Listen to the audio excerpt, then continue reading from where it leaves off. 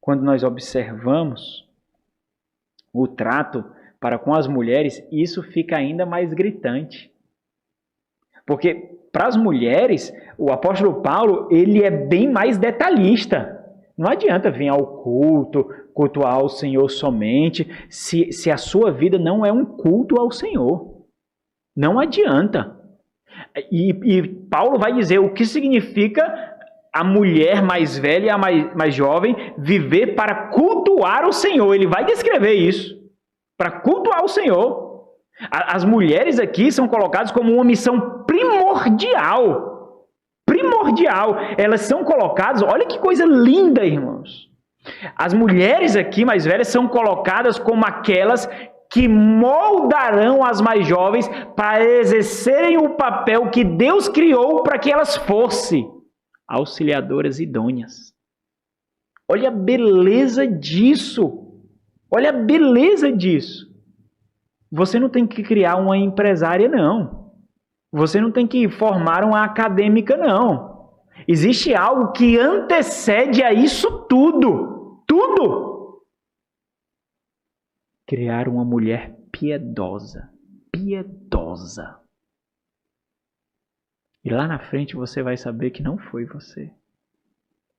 Mas você vai ter o privilégio de ter sido utilizada em silêncio pelo Espírito Santo de Deus para moldar um coração de jovens. Oh, irmãos, o que é mais precioso do que isso? O que é? Sei lá, qual é o carro que tu tem? Tu acha que o carro que tu tem vale isso? Qual é a casa que tu tem? Vale isso? Quanto é que vem no teu contra-cheque? Vale isso? Vale? Oh, irmãos.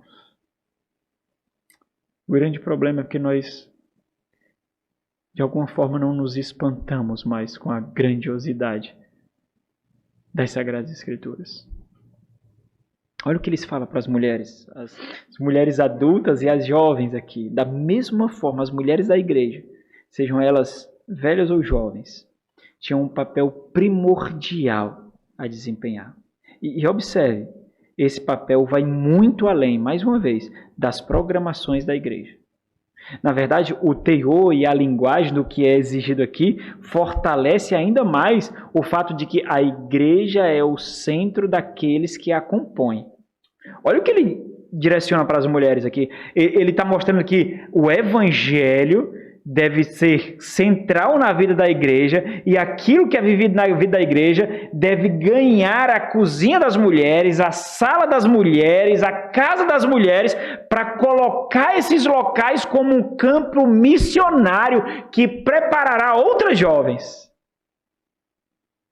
Quanto às mulheres idosas, semelhantemente, aqui mais velho e idoso é o mesmo critério dos homens, de igual modo, com igual ênfase, que sejam sérias. Sérias aqui é reverente quanto à piedade. É isso que significa.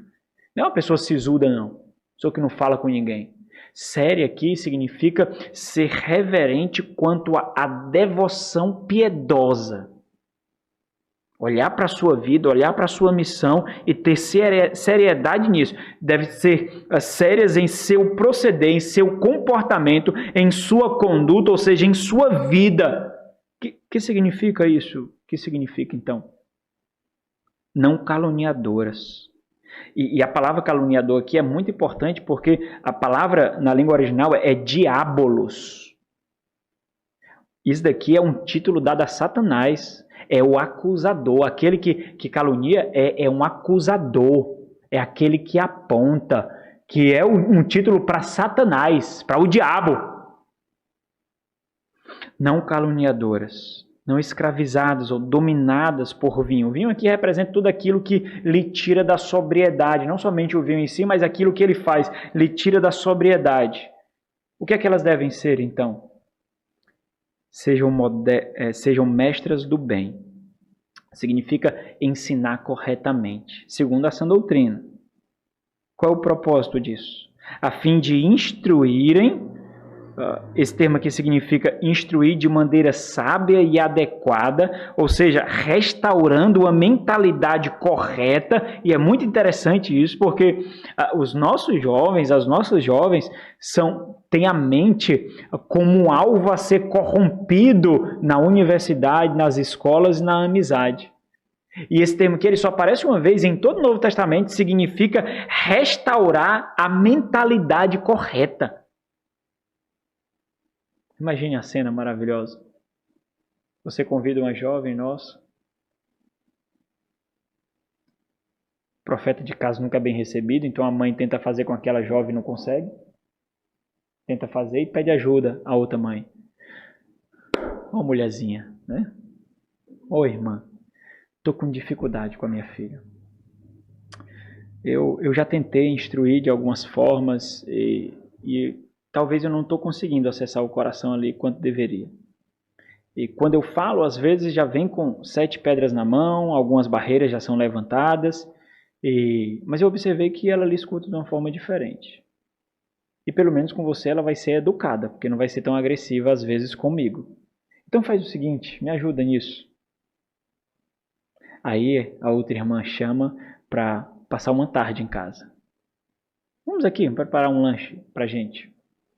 Começa a preparar o lanche que elas vão comer. Começa a preparar o lanche. Enquanto prepara o lanche, imagine que coisa maravilhosa. Essa mulher instruindo, fazendo o alimento, manuseando o alimento, como se fosse o Senhor manuseando a nossa própria alma para nos formar e para nos deixar algo tão belo e saboroso. E depois, quando aquelas duas sentam para serem nutridas pelo alimento que prepararam, aquela mulher então ensina. Sabe por que nós estamos desfrutando aqui desse alimento tão saboroso? Porque teve um preparo prévio anteriormente. Aquilo custou algo para a gente. Nós tivemos que colocar a mão, nós tivemos que ralar, nós tivemos que dedicar energia ali. E agora, por causa disso, nós estamos sendo nutridas aqui. E aquela irmã, então, ajuda a outra irmã a pastorear a sua filha, a cuidar da sua filha, na vida comum. Não precisa fazer um seminário para isso. Às vezes não precisa nem abrir um livro, irmãos. Porque a piedade exala. Agora, se as mulheres mais velhas não forem piedosas, elas exalarão a hipocrisia. Mulheres velhas que não são sábias. Isso é ridículo. Mulheres velhas que não são sábias. Mulheres que se preocuparam tanto com a sua fisionomia, tanto com o seu corpo, tanto com a sua imagem e esqueceram de nutrir sabedoria. Na velhice de vocês, sabe o que vai falar por vocês? Não é a beleza não, porque tudo vai cair. Na velhice de vocês, quem vai falar por vocês é a sabedoria que vocês nutriram com os anos. É isso. É isso que vai falar por vocês. Irmãs, vocês devem cuidar do corpo de vocês. É o templo do Espírito Santo. Vocês devem cuidar da alimentação. Vocês devem cuidar para essa aparência de vocês. Mas vocês cuidam isso em devoção ao Senhor, em agrado aos seus maridos, não para serem desejadas sexualmente. Não dessa forma. Não dessa forma. Mas vocês devem cuidar. Agora lembre, mais do que isso, vocês devem nutrir sabedoria. Porque é isso que vai ficar. Você acha que para sua filha a sua beleza vai marcar? São as palavras em tempos difíceis que ficarão. São os conselhos em tempos difíceis que ficarão. É isso que vai ficar. Somente isso que vai ficar. A fim de instruírem as jovens recém-casadas. Olha que coisa bela aqui. Como é que se ensina a amar, irmãos? Pode ler qualquer livro, lê. Eu não sou contra livro não, eu passo o dia lendo, irmãos. Mas como é que você ensina a amar? Porque amor acontece aqui, ó. E daqui você aprende algo. Amar não é um sentimento, é uma decisão intencional. Não é um sentimento, porque sentimentos são voláteis. A paixão é um sentimento. E no amor nós temos paixão, não sem administração, não sem pastoreio. Nós temos paixão. As jovens, ensinando as jovens recém-casadas a amarem os seus maridos. E é interessante aqui porque ensinar o que é amar o marido e por decorrência os seus filhos aqui, né, também, é aquilo que convém a uma boa esposa. Isso significa ser boa esposa. Agora, entendam isso, não na nossa cultura, porque você escolhe o seu marido. Agora, entendam isso numa cultura em que a esposa não podia escolher o seu marido, que era essa cultura aqui. Ela tinha que amar aquele a quem ela não nutriu paixão, desejo. Coloca isso nesse contexto agora. Não no nosso, nesse contexto. Agora você observa essas mulheres mais velhas instruindo as mais jovens que se casaram sem desejo, sem atração, sem paixão, a amarem os seus maridos. O que é que as mulheres mais velhas iam ensinar às mais jovens? A sua missão. Como mulher, como esposa, como auxiliadora. A sua missão. Isso é amor. O propósito para o qual você foi criado. Ensina elas. E isso é importante porque descarta toda essa ideia de compromisso, de amor romântico, sabe? Descarta toda essa ideia de romantismo barato, imbuído pelas nossas televisões, pelas nossas músicas, pelas nossas mídias. Descarta completamente. É por causa desse entendimento que casamentos são facilmente destruídos. Porque o amor levou um golpe. O amor do casamento é um pacto de compromisso e fidelidade estabelecido com Deus. E ele levará golpe, sim. Ele será chicoteado pela vida. Ele será açoitado pela vida. Mas não existe a hipótese de abandono, de desprezo. Não existe, porque não é um sentimento, não é uma afeição. Então imagine essas mulheres ensinando a amar, quando as mulheres mais velhas aqui encontram as mais jovens recém-casadas. Ele gritou comigo, ele foi duro comigo, ele não trouxe o meu açaí.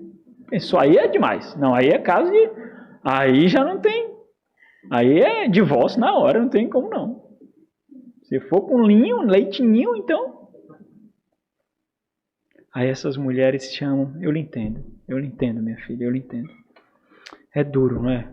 Seja condescendente quando vai iniciar o aconselhamento. Você precisa ser condescendente, porque aquela pessoa que está pedindo ajuda, ela sente. E sentimento é sentimento. Você vai dizer, eu estou sentindo isso. Não está sentindo. Ora, se ela está sentindo, como é que você vai dizer que ela não está sentindo? E você ensina como isso fortalece o casamento ao invés de destruí-lo.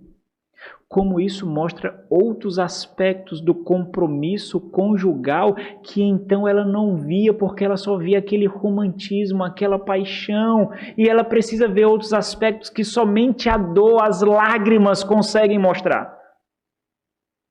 Somente isso.